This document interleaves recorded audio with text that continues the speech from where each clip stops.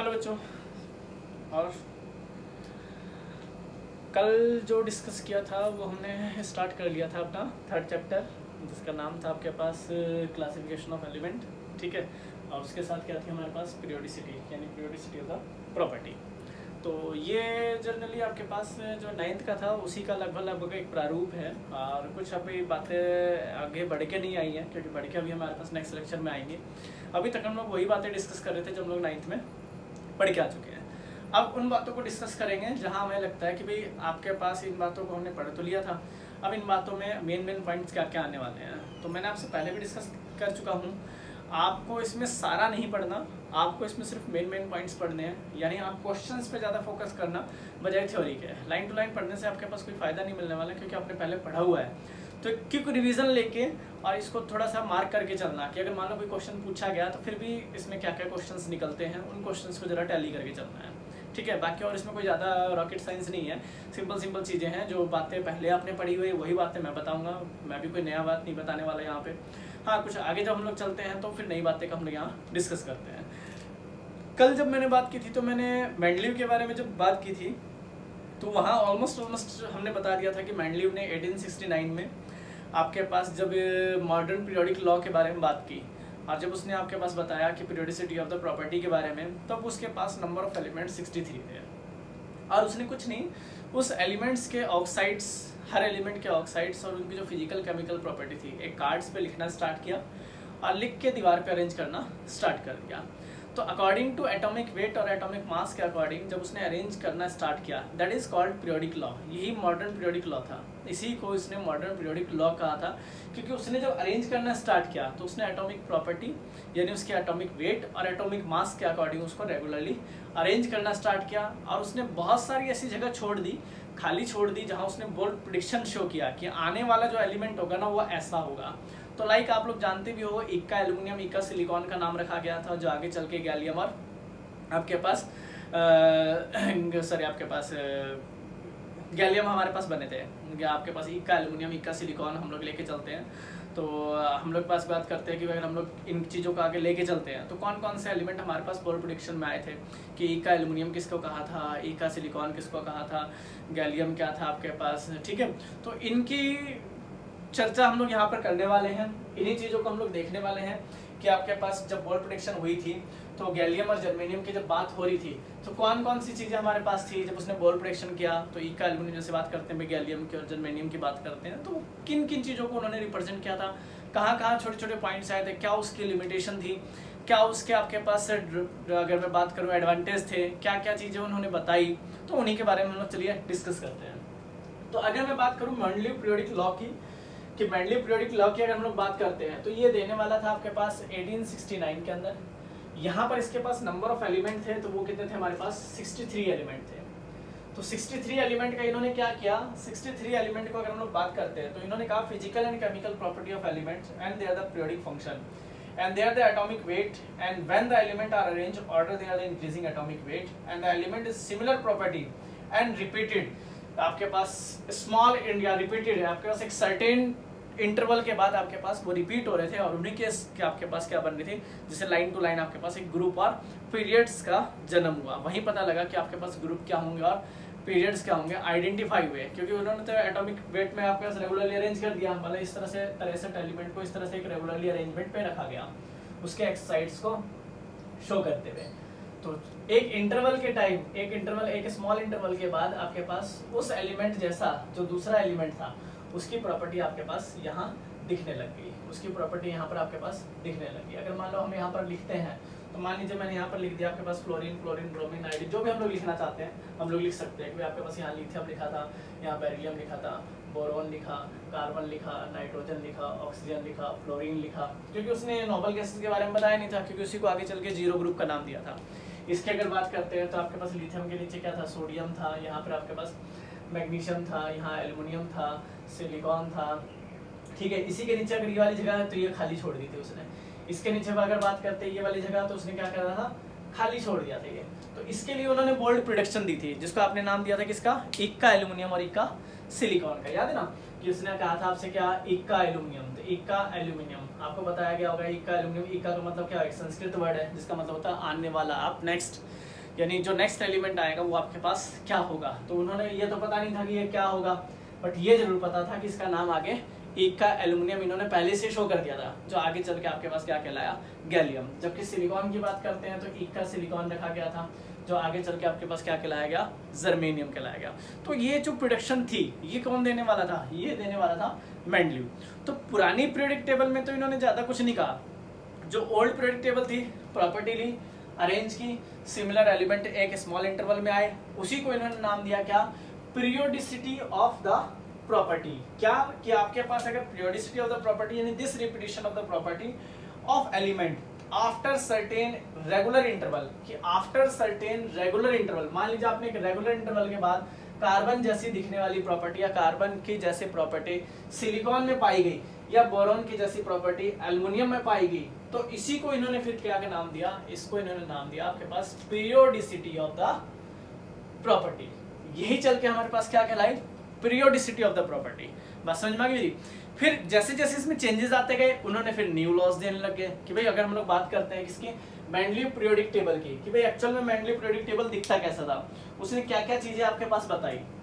तो चलिए अगर हम लोग बात करते हैं कि मेंडलीव का अगर ओल्ड पीरियोडिक टेबल की बात करते हैं तो उन्होंने किन किन चीजों के बारे में बताया, कौन कौन से ग्रुप रखे, कहाँ कहाँ चीजें आपके पास लेके गया। चलिए हमने इक्का एल्युमिनियम इक्का सिलिकॉन के बारे में तो डिस्कस किया, हमारे पास यहाँ ग्रुप बने कौन कौन से हैं। तो इन्होंने यहाँ पर कुल मिला के आपके पास 8 ग्रुप, अगर हम लोग बात करते हैं कि 9 वर्टिकल अगर कॉलम की बात करते हैं जिन्होंने इनको ग्रुप कहा गया, कि अगर हम लोग यहाँ लेते हैं तो हमारे पास 0 1 2 3 4 5 6 ठीक है 7 8 इस तरह से इन्होंने ग्रुप रखा गया।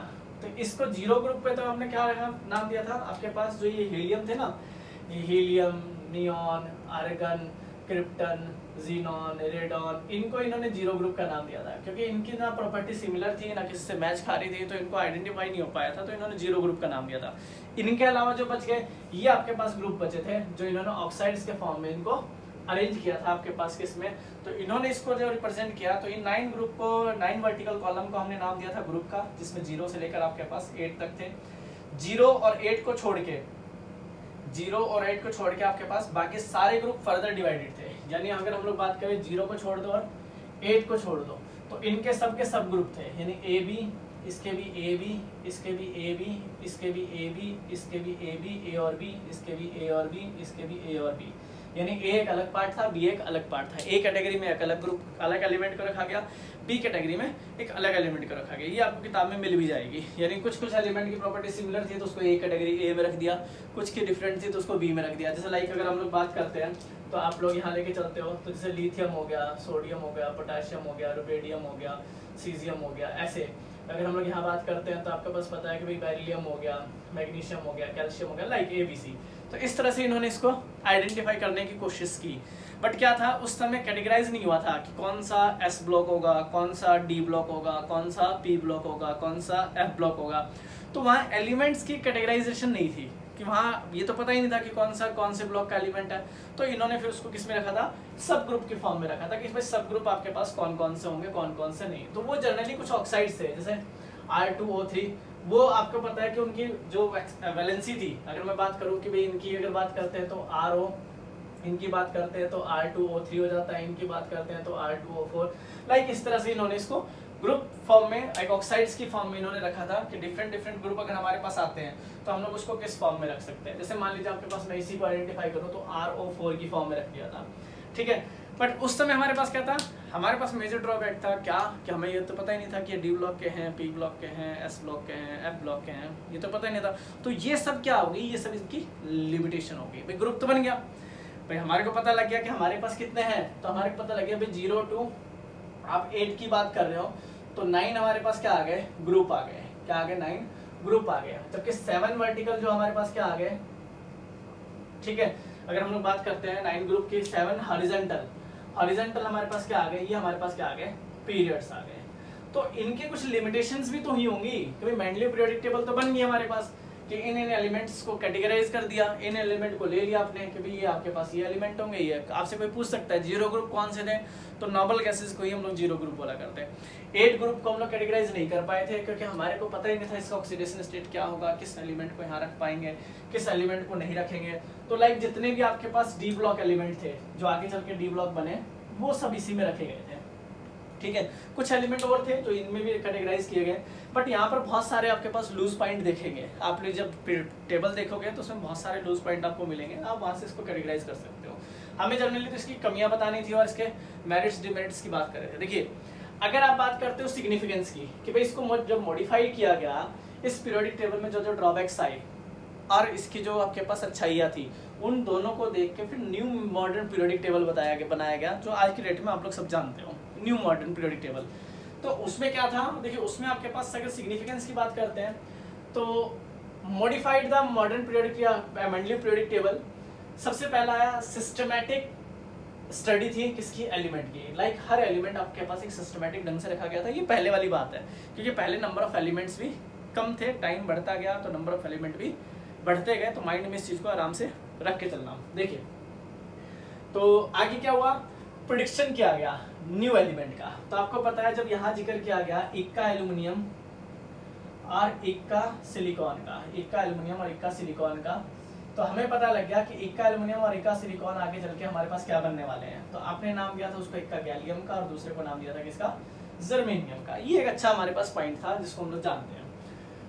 फिर करेक्शन था किसके लिए, कहता है डाउटफुल ऑफ एटॉमिक वेट, यानी बहुत सारे केसेस ऐसे आए कि हमने जब रेगुलरली अरेंज किया तो हमने कहा कि भाई जो पीरियोडिक टेबल में आप लोग एटॉमिक वेट इंक्रीजिंग फॉर्म में अरेंज कर रहे हो, तो वहाँ एक सबसे मेजर ड्रॉबैक पता क्या आया, जब आपने आर्गन को, पोटाशियम को और कैल्शियम को जब अरेंज करना चाहा, तो यहाँ आपके पास ये आया, इंक्रीजिंग ऑर्डर में दिखाना था, यहाँ आया आपके पास 39.9 और यहाँ आया 39.1।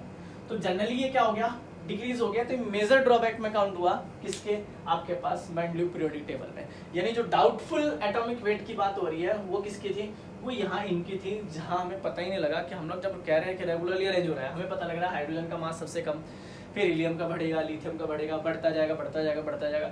यहाँ आके कुछ क्वेश्चन अराइज हुए जिसको हमने किस में रखा गया, आपके पास ड्रॉबैक्स में, सॉरी आपके पास अगर हम लोग बात करते हैं एक सिग्निफिकेंस के फॉर्म में रखा है, पर एक डाउटफुल था, ये सिर्फ 3-4 एलिमेंट पे था, इसलिए हमने इसको ज़्यादा वो नहीं किया। आज भी ये ऐसे ही है, मतलब अगर आप पीरियोडिक टेबल में देखोगे तो आज भी इसको आर्गन के बाद पोटाशियम, पोटाशियम के बाद कैल्शियम ही मिलता है। तो ये आज भी डाउटफुल ही है क्योंकि प्रॉपर्टीज तो सिमिलर मिली पर एटॉमिक वेट में ज़्यादा आया, तो फिर इस पर ज़्यादा किसी ने काम भी नहीं किया और इसको इसी तरह से रखा। चलिए आगे अगर देखते हैं कि इसके अलावा सर और कुछ, तो हमने ड्रॉबैक्स पढ़ते हैं इसके कि ड्रॉबैक आपके पास क्या कहते हैं, किस तरह से ड्रॉबैक को आप आइडेंटिफाई कर सकते हो। तो देखिए ड्रॉबैक में आपके पास ज्यादा कुछ नहीं है कि अगर आप लोग इसको टैली करके चलते हो उससे ड्रॉबैक आपके पास क्या क्या है। सिग्निफिकेंस की अगर बात करते हो पीरियोडिक टेबल में, तो मैंने आपसे पहले कह दिया, आप लाइन टू लाइन एनसीईआरटी को रीड करते जाइए, जो पुरानी बातें एकदम माइंड में रिवाइड होती चली जाएगी, मेन बात को अंडरलाइन कीजिए, अपना आगे चलिए, समझ में। तो ये आपके पास क्या कह रहा है, ये कह रहा है सर सबसे पहले अगर हम लोग बात करते हैं डिफेक्ट की, डिफेक्ट किसका, कहता है कि मॉडिफाइड मेंडलीव पीरियोडिक टेबल की, कि अगर हम लोग बात करते हैं जो मॉडिफाइड आपने थोड़ा बहुत किया था तो उसके अकॉर्डिंग हमारे पास क्या क्या ड्रॉबैक्स आए। सबसे पहला ड्रॉबैक आया एनामोलस पोजीशन ऑफ हाइड्रोजन, कि जब आपने हाइड्रोजन के बारे में यहाँ डिस्कस किया कि हाइड्रोजन को यहाँ रखे या यहाँ रखे, यानी अगर फ्लोरीन, क्लोरीन, ब्रोमीन, आयोडीन, एक सीरीज ये बनी थी, एक सीरीज बनी थी लिथियम, आपके पास सोडियम, पोटेशियम, रुबेडियम, सीजियम और फ्रेंसियम। तो ये जस्टिफाई नहीं कर पाए थे कि हाइड्रोजन को यहाँ रखे या यहाँ रखे। ये सबसे बड़ा ड्रॉबैक था किसका, मेंडलीव का, कि मेंडलीव कभी भी ये जस्टिफाई नहीं कर पाया कि हाइड्रोजन की जो पोजीशन होगी वो फर्स्ट ग्रुप की होगी या आगे चल के हम लोग इसको डिसाइड करते हैं। जैसे आपके पास यहाँ रखते थे तो यहाँ हमारे पास किस में आता था, अगर हम लोग यहाँ टैली करते हैं तो हमारे पास 7th ग्रुप की बात आती थी, किसकी आती थी, 7th ग्रुप की। आगे चल के तो ये 17th ग्रुप हो गया था। तो इसको सबसे मेजर ड्रॉबैक में यही काउंट हुआ था कि भाई हाइड्रोजन की पोजीशन यहाँ होगी, यहाँ होगी, क्योंकि ये एक इलेक्ट्रॉन लॉस करता है, अगर यहाँ देखते हैं तो ये गेन भी कर सकता है, यानी प्रॉपर्टीज लगभग सिमिलर आ रही थी दोनों में। तो ये डिसाइड नहीं हुआ कि हाइड्रोजन को फर्स्ट ग्रुप में रखा जाए या 7th ग्रुप में, पहला बात। फिर आया anomalous pair of element, anomalous pair of element. अब एनोमलस पेयर ऑफ एलिमेंट का मतलब यहाँ पर क्या हो गया, वही एटॉमिक वेट के ऊपर कि भाई आर्गन का एटॉमिक वेट 39.9 है और पोटेशियम का 39.3 है। तो इनके एटॉमिक वेट को भी थोड़ा जस्टिफाई नहीं कर पाई है कि भाई अगर हम लोग बात करते हैं कि आर्गन का एटॉमिक वेट अगर आप 39.9 बता रहे हो और पोटेशियम का आपके पास 39.1 बता रहे हो, तो ऐसे बहुत सारे एलिमेंट थे, यानी 3-4 हमने बताया आपके पास ग्रुप थे जिनको हमने टैली किया था कि अगर हम लोग बात करते हैं कि भाई आपके पास कोबाल्ट और निकल का भी केस जो इसी हिसाब से था कि भाई अगर हम लोग कोबाल्ट को लेके चलते हैं तो 58.7 के अराउंड और निकल को लेके चलते हैं तो 58.9 के अराउंड। तो इनके जो एटम जो कहते हैं ना मास में ये जो माइनर डिफरेंस था इसके बारे में मेंडलीव कुछ नहीं कह पाया था, माइनर डिफरेंस था इसके बारे में मेंडलीव ने कुछ नहीं कहा था। नेक्स्ट लेते हैं आइसोटॉप, पोजीशन ऑफ आइसोटॉप। आपको पता है, सबको पता है हमें कि हाइड्रोजन की अगर हम लोग बात करते हैं तो हाइड्रोजन के 3 आइसोटॉप होते हैं। अगर हम लोग एटॉमिक नंबर 1 और 1, मास नंबर आपको पता है 1, 2, 3, तो हमें सबको पता है इसको प्रोटियम बोलते हैं, इसको आपके पास ड्यूटेरियम बोलते हैं, इसको ट्रिटियम बोलते हैं। ठीक है, हम लोग इसको इससे लिख सकते हैं। क्लियर? तो आप इसको जानते हो कि हमारे पास क्या था, प्रोटियम था, ड्यूटेरियम था और ट्रिटियम था। तो इनकी पोजीशन को ये जस्टिफाई नहीं कर पाया किसमें, पीरियोडिक टेबल में, कि अगर पीरियोडिक टेबल में भाई एलिमेंट तो एलिमेंट ही है, अगर ये आ रहे थे तो इसका जस्टिफिकेशन तो देना था कि पीरियोडिक टेबल में रखना भी है या नहीं रखना। तो इसके बारे में मेंडलीव कुछ नहीं बता पाया था। और ये जो ओल्ड पीरियोडिक टेबल था जो मेंडलीव का, ये मील का पत्थर साबित हुआ था, बहुत ही साल तक चला था ये, मतलब आपके पास काफ़ी साल तक था। फिर आने वाले टाइम में फिर इसको जब एलिमेंट्स और आ गए, फिर मॉडिफिकेशन किया तो न्यू पीरियोडिक टेबल बनी जो आज तक हम लोग पढ़ते आ रहे हैं। ठीक है, नेक्स्ट थिंग आपके पास पोजीशन ऑफ एलिमेंट किसका कहता है, ऑफ द ग्रुप 8 का। कि अगर हम लोग ग्रुप 8 की बात करते हैं तो उसमें जो पोजीशन थी किसकी, आपके पास एलिमेंट की। कि अगर हम लोग बात करते हैं ग्रुप 8 में, तो ग्रुप 8 में आपको पता है कि सर अगर आप ग्रुप 8 की बात करते हो तो आपके पास no proper place has been allotted किसके लिए, कहता है 9 element of the group 8 and have the arrange किसमें, कहता है 3 ट्रायड्स। तो आपने जब उसको 3 ट्रायड्स में अरेंज किया था तो आपको याद होगा हमने जब 8 ग्रुप यहाँ बनाया पीछे, तो उसको 3 ट्रायड्स कौन से थे जिसमें हमने जो डी ब्लॉक एलिमेंट नहीं थे इनको रखा था, तो उसके बारे में कोई जस्टिफिकेशन नहीं दे पाया था। तो वो भी आपके पास एक क्या आ जाता है, ड्रॉबैक में ही काउंट होता है। सबसे मेजर पॉइंट क्या, पोजीशन ऑफ लैंथेनाइड एक्टिनाइड, जिसको आप लोग आज की डेट में एफ ब्लॉक एलिमेंट से भी जानते हो। तो लैंथेनाइड एक्टिनाइड की जो पोजीशन है उसको भी ये जस्टिफाई नहीं कर पाया था कि इसके एक्चुअल में इस पोजीशन को इसको हम लोग रखे कहाँ। भाई एलिमेंट तो डिस्कवर हो चुके थे, भाई ज़्यादा नहीं थे, पर आपके पास अगर हम लोग अभी बात करते हैं तो 28 के आसपास एलिमेंट है। उस समय हमारे पास कम एलिमेंट थे पर पोजीशन तो उसकी जस्टिफाई करनी थी, तो उसकी पोजीशन भी ये जस्टिफाई नहीं कर पाया था। तो ये आपके पास किस में रहेंगे, एक ड्रॉबैक में रहेंगे कि आपके पास पोजीशन ऑफ लैंथेनाइड ये जस्टिफाई नहीं कर पाया था कि इनकी पोजीशन आपके पास क्या होगी। एक छोटा सा पॉइंट और मिल जाएगा, dissimilar element of the group together and the similar element are placed different. बहुत सारे ऐसे एलिमेंट थे जो सिमिलर थे, जैसे लाइक अल्कली मेटल की अगर बात करते हो तो ये सारे आपके पास इस तरह से थे। कुछ सिमिलर होने के बाद भी उसको किस में रखा गया, दूसरे ग्रुप में रखा गया। ये भी जस्टिफिकेशन का एक मुद्दा था, ये भी जस्टिफिकेशन का एक पार्ट था। इसके बारे में मेंडलीव ने आपके पास कुछ नहीं बताया। तो मेंडलीव जब आया था 1869 में तो उनके पास नंबर ऑफ एलिमेंट 63 थे। तो 63 के बिहाफ पे उन्होंने ग्रुप बताए कि 9 आपके पास ग्रुप बताए, ठीक है राइट। और 9 ग्रुप में भी हमारे पास कौन से आए, भाई 9 तो ग्रुप आ गए हमारे पास, और 9 ग्रुप में भी आपके पास 7 क्या दे दिए उसने, हॉरिजॉन्टल लाइन दे दी, जिसको किसका नाम दिया, पीरियड्स का नाम दिया। 9 में किसके थे नहीं, 0 के और 8वें ग्रुप के सब ग्रुप नहीं थे, बाकी सबके सब डिवीजन थे। उनको ही देखते हुए, उनको ही पढ़ते हुए इन्होंने क्या किया, उसके जो सिग्निफिकेंस थे उसको रिप्रेजेंट किया, उसके जो डिफेक्ट थे उसको रिप्रेजेंट किया। अब उसने क्या किया, अब उसने इन डिफेक्ट्स पे काम किया, अब उसने इन डिफेक्ट्स पे काम किया और एक नया लॉ दिया आपके पास किसके भी आप पे, कहता है atomic number and modern periodic law पे। अगर हम मॉडर्न पीरियोडिक लॉ की बात करते हैं तो physical and chemical property of the element and periodic function and there the atomic number. If the element are arranged, they are the increasing atomic number and thus similar property and repeated over किस पे, कहता है कि after the certain interval of time। अब जब वहां बात हो रही थी किसकी, सिर्फ एटॉमिक वेट की, किसकी बात हो रही थी, सिर्फ एटॉमिक वेट की। अब यहाँ इन्होंने एक और वर्ड जोड़ दिया किसका, एटॉमिक नंबर्स का। तो अब इन्होंने जो अरेंजमेंट स्टार्ट की वो किससे स्टार्ट की, न्यू पीरियोडिक टेबल की अगर बात करते हो, न्यू पीरियोडिक टेबल की बात करते हो तो वहाँ डाटा रखा गया किसके बिहाफ पे, एटॉमिक नंबर के बिहाफ पे। तो 1912 के अंदर मोसले ने इस चीज़ को बता दिया था और उसके बाद हमने एटॉमिक नंबर से जस्टिफाई करने की कोशिश की मॉडर्न पीरियोडिक लॉ को। तो उस मॉडर्न पीरियोडिक लॉ का हमारे पास क्या था कि हमारे पास कुछ डाटा दिए गए, एक फार्मूला आपके पास बनाया गया, किसके बीच में कहता है आपके पास एक फार्मूला मेरे याद आ रहा है आपके पास कि क्या था आपके पास under root V A B minus आपके पास अगर अंडर रूट ए आपके पास क्या था कि ए इंटू में हमारे पास जेड था ना, हाँ sorry Z is the atomic number minus P.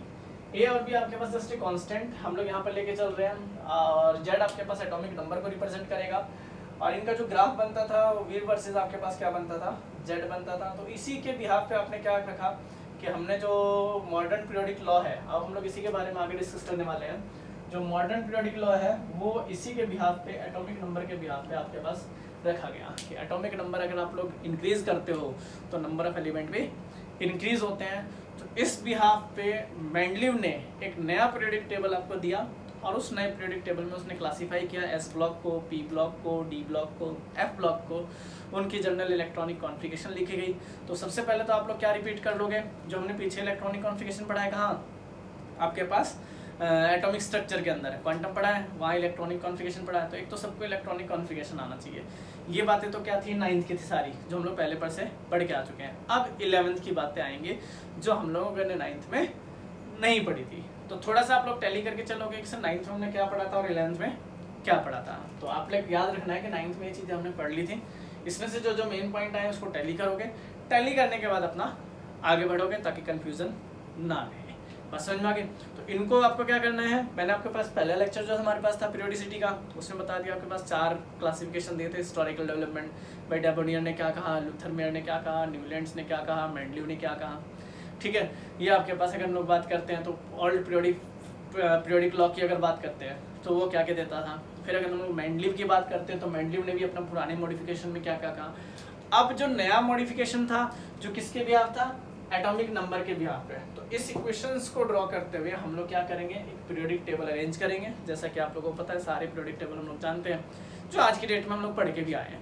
तो वहाँ हम लोग एस ब्लॉक, पी ब्लॉक, बीच में डी ब्लॉक, नीचे आपके पास क्या आ जाएगा एफ ब्लॉक। तो हम लोग उसका क्लासिफिकेशन पढ़ने वाले हैं। फिर हमारा मेन चैप्टर स्टार्ट हो जाएगा आपके पास जो आता है आगे तक काम आएगा, यानी इनऑर्गेनिक के आन बान शान। एटॉमिक रेडियस जैसे हम लोग कुछ प्रॉपर्टी पढ़ेंगे उसके बारे में मैं आपको थोड़ा सा बता देता हूँ क्या क्या होगी।